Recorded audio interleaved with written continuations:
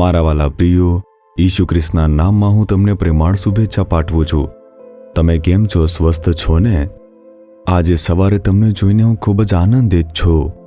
આ કઈ જગ્યા છે શું તમે જાણો છો? આ ખૂબ જ સુંદર છે ને? જૂની ઇમારતો છે અને ચર્ચો પણ હાજર છે.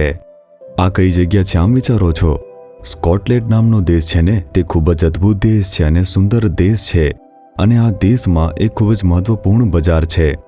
હું જે જગ્યાએથી વાત કરી રહ્યો છું ત્યાં જ્હોન નોક્સ, જેમણે આ દેશમાં જાગૃતિ લાવવી હતી, તે પરમેશ્વરના માણસનું આ ઘર છે અને આ જગ્યા છે જ્યાં રહેતો હતો. હું ત્યાં ઊભો છું, તમારી સાથે વાત કરું છું.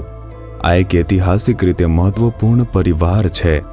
15મી સદીમાં જ્યારે આ દેશ તે પાપથી એકદમ બરબાદ થઈ ગયો હતો, બધે દારૂની દુકાનો હતી અને ડાન્સ ક્લબ હતા, ત્યારે એક એવો સમય લોકો પ્રભુને ભૂલી ગયા, દારૂડિયાપણું અને વેશ્યાવૃત્તિમાં રહેતા હતા. ત્યારે એક યુવાન, જ્હોન નોક્સ નામના યુવાનના હૃદયમાં આ દેશ માટે એક બોજ આવ્યો હતો. તે ઘૂંટણીએ પડી ગયો અને પરમેશ્વરને પોકાર કર્યો, હે પરમેશ્વર, મને સ્કોટલેન્ડ આપી દો પ્રભુ, અથવા મને મરવા દો. આવી રીતે કહ્યું. તેણે રાત દિવસ એક યુવાન તરીકે પ્રાર્થના કરી, જાગૃતિ માટે તરસ રાખી. પરમેશ્વરે તેની પ્રાર્થના સાંભળીને મહાન જાગૃતિ લાવી. પવિત્ર આત્મા રેડવામાં આવ્યો, જાગૃતિ આવી અને પરિવર્તન થઈ ગયું હતું. એક એવી મહાન જાગૃતિ હતી જેણે આખા દેશનું એક મોટું પરિવર્તન લાવ્યું. અને આ જે મોટી જાગૃતિ થઈ હતી તેનો પ્રભાવ આ દેશમાં 100 વર્ષ સુધી પડ્યો હતો. એવી એક મોટી જાગૃતિ હતી. આમ ઇતિહાસ કહે છે. દારૂની દુકાનો બંધ થઈ ગઈ, ડાન્સ ક્લબો તે બંધ થઈ ગયા, લોકોએ પોતાના પાપોથી પસ્તાવો કરીને ઉદ્ધાર પ્રાપ્ત કર્યો, ચર્ચો ઉભરાઈ ગયા હતા અને તેઓએ પરમેશ્વરને શોધવાનું શરૂ કર્યું. 100 વર્ષ સુધી આ પરિવર્તન આ દેશની અંદર જોવા મળ્યું તો આમ કહેવાય છે, જાગૃતિ અને પવિત્ર આત્માની સામર્થ્ય આટલો મોટો પરિવર્તન લાવી શકે છે. પરમેશ્વર દરેક દેશમાં એક જ્હોન નોક્સ શોધી રહ્યા છે. પોતાના દેશ માટે બોજ સાથે પ્રાર્થના કરી શકે એવા યુવાનો પ્રભુ શોધી રહ્યા છે. તમે પણ તેમાંથી એક બની શકો છો. તમારા દેશ માટે તમે બોજ સાથે પ્રાર્થના કરી શકો છો. પરમેશ્વર તમારા દ્વારા મહાન કાર્ય કરશે. સારું, આજે મારા માટે પ્રભુ શું વચન આપી રહ્યા છે આમ વિચારો છો? ઝકારિયા ભવિષ્યવાણીની પુસ્તક તેના 8મા અધ્યાયની 13મી કલમ જુઓ. હું તમારો ઉદ્ધાર કરીશ ને તમે આશીર્વાદ રૂપ થશો. બીઓ નહીં, તમારા હાથ બળવાન થાઓ. પ્રભુ તમારી તરફ જોઈને કહે છે, મારા દીકરા દીકરી, હું તમને બચાવીશ. આ મુક્તિ શેના માટે છે? આપણા પાપો માફ કરવામાં આવ્યા છે, આપણને પાપમાંથી મુક્તિ મળી છે, આપણને શાંતિ મળી છે. શું આ પૂરતું છે? શું આટલું જ નહીં, તમે આશીર્વાદિત પણ બનશો. જે આશીર્વાદ છે તેનું મૂળ ઉદ્ધારથી શરૂ થાય છે. જ્યારે આપણે ઉદ્ધાર પ્રાપ્ત કરીએ છીએ, માત્ર આપણા પાપો માફ થાય છે અને શાંતિ પ્રાપ્ત થાય છે એવું નથી.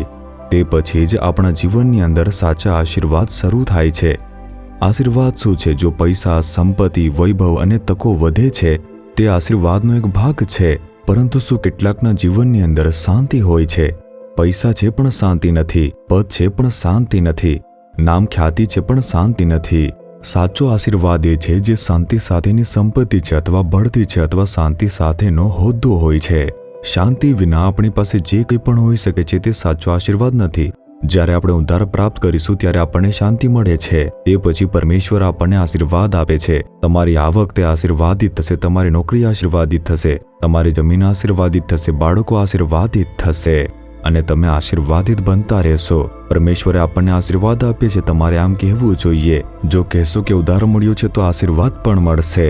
જો તમને ઉદ્ધારનો અનુભવ મળે તો જ તમે સાચા આશીર્વાદનો અનુભવ મેળવી શકો છો. અને તેથી જ જ્હોન નોક્સ નામના એક યુવાન માણસે ભારે બોજ સાથે પ્રાર્થના કરી, દરેકે પાપોથી પસ્તાવો કરીને ઉદ્ધાર પ્રાપ્ત કરવો જોઈએ એમ કહ્યું. અને તે પ્રાર્થનાના પરિણામે ઉદ્ધાર મળ્યો અને એક મહાન આશીર્વાદ તે દેશની અંદર આવ્યો. તમારા પરિવારમાં, તમારા જીવનમાં જે ઉદ્ધારનો આનંદ છે તે ખૂબ જ જરૂરી છે, જેથી આશીર્વાદની પૂર્ણતા રહે. અને તેથી જ ઈસુ વિશ્વના તારણહાર તરીકે આવ્યા. તેમણે આપણને બચાવવા માટે વધસ્તંભ પર પોતાનું બલિદાન આપ્યું. તેમના રક્ત દ્વારા આપણે ઉદ્ધાર અને પાપોની ક્ષમા મેળવી શકીએ છીએ. આપણને તે ઉદ્ધારનો અનુભવ મળે, તેના પછી જ આપણા જીવનમાં બધા આશીર્વાદો તે પૂર્ણ થાય છે. આમ વચન કહે છે. જ્યારે ઈશુએ આ વાત શીખવી હતી ત્યારે તેમણે કહ્યું, પહેલા પ્રભુનું રાજ્ય શોધો, ઉદ્ધારને તમે શોધો, તેમના ન્યાયપણાને શોધો, બાકીનું બધું તમને ઉમેરવામાં આવશે. તેથી ઉદ્ધારનો અનુભવ તમારો પોતાનો બનાવો. તમારે આમ કહેવું જોઈએ અને તમને આશીર્વાદની પૂર્ણતા તેના પછી મળશે. ઈસુ ખ્રિસ્ત તમને આ રીતે આશીર્વાદ આપશે. 1 મિનિટ પ્રાર્થના કરો. હે પ્રભુ, મને તમે આશીર્વાદ આપો. મારા જીવનની અંદર સંપૂર્ણ આશીર્વાદ આપો. મારો ઉદ્ધાર કરો, જેથી તે આશીર્વાદ મને મળે, હું આનંદથી ભરાઈ જાઉં. ઈશુના નામમાં પ્રાર્થના કરું છું પિતા. Amen, amen. Jesus redeems Gujarati YouTube ચેનલને સબસ્ક્રાઇબ કરો.